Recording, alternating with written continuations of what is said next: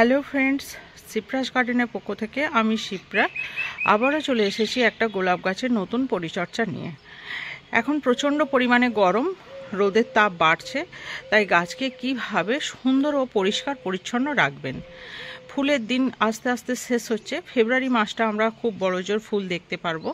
ফেব্রুয়ারি মাস যখনই শেষ হয়ে যাবে, মার্চ মাস যখনই পড়ে যাবে, আমাদের কিন্তু কুঁড়ি সবসময় যখনই ক্যাপফেটে কালার আসবে কুঁড়িগুলোকে কেটে ফেলতে হবে। ছোট গাছের ক্ষেত্রে তো অবশ্যই ফেলতে হবে এবং বড় গাছের ক্ষেত্রেও ফেলতে হবে, কারণ এই গরমকালটাতেই আমাদের গোলাপ গাছগুলোকে র্যাপিড গ্রোথ নিতে হবে আগামী শীতের জন্য। ফিডিং চালু করে দিতে হবে। যখন ফুল ছিল আমি বলেছিলাম যে ফুল থাকাকালীন ফিডিং চালু রাখবেন না, বন্ধ করে দেবেন, কারণ ফুলের কালারটা নষ্ট হয়ে যায়, সেই সুন্দর কালারটা থাকে না, নিজস্ব যে কালার সেটা থাকে না। তো এখন ফুল যখন কেটে ফেলা হয়েছে, তো এখন ফিডিং আমরা চালু করব। সব সময় পাতার তলা থেকে আমরা জল স্প্রে করব, গাছের গোড়ায় পর্যাপ্ত পরিমাণে জল দেব। মিডিয়াকে ময়েশ্চার রাখতে হবে। মিডিয়া সবসময় খটখটে শুকনো রাখলে চলবে না।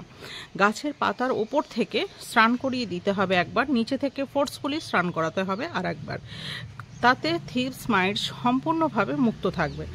এই জিনিসটা আমাদেরকে প্রত্যেকটা দিনই করতে হবে।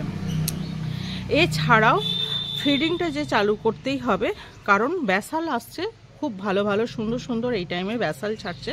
ব্যাসালটিকে আগামী দিনের যাতে প্রচুর পরিমাণে ফুল হয়, সেই ব্যাসালটিকে মজবুত ও স্ট্রং করতে হবে। তার জন্য ফিডিংটিকেও চালু রাখতে হবে। আরও কি করতে হবে, থিপস মাইটসের হাত থেকে রক্ষা পাওয়ার জন্য যেমন আমরা সকালবেলা জল স্প্রে করব, সন্ধ্যের সময় বরফ জলও স্প্রে করব। 4 দিন 5 দিন অন্তর অন্তর হাতের কাছে যে সমস্ত বন্ধুদের কাছে মেডিসিনগুলো আছে, কাকা, থিটা, ওবেরন, যে সমস্ত ওষুধগুলো আছে যার কাছে যেটা, সেই সমস্ত ওষুধগুলো দিয়ে আমরা গাছে স্প্রে করব। প্রত্যেকটা দিন সময় থাকলে ওষুধ ছাড়াও এমনি ঠান্ডা জল, ফ্রিজে 2-4 টুকরো বরফ দিয়ে জলটিতে আরও ঠান্ডা কুল করে নিয়ে পাতার তলা থেকে সন্ধেবেলা আপনারা স্প্রে করুন। এছাড়াও গাছকে প্রতিনিয়ত স্নান করান। ফিডিংয়ের সাথে সাথে আরও একটা দিক লক্ষ্য রাখুন যে গাছের পাতা হলুদ হয়ে যাচ্ছে কিনা। তাহলে দেখতে হবে যে মাটির গাছের ক্ষেত্রে বিশেষ করে জল বেশি হয়ে যাচ্ছে কিনা, সেই দিকেও লক্ষ্য রাখতে হবে। তাহলে মিডিয়া বেশি না ভিজিয়ে ওপরে স্প্রেয়ার মেশিনের মাধ্যমে শুধু গাছকে স্প্রে করিয়ে স্নান করিয়ে দিন, মিডিয়া বেশি ভেজাবেন না। সারাদিনে এই সমস্ত দিকগুলোকে লক্ষ্য রাখতে হবে। পাতার তলায় যাতে কোনো মাকড় বা কোনো পোকা জাতীয় জিনিস বাসা বাঁধতে না পারে, সেই দিকে লক্ষ্য নজর দিতে হবে।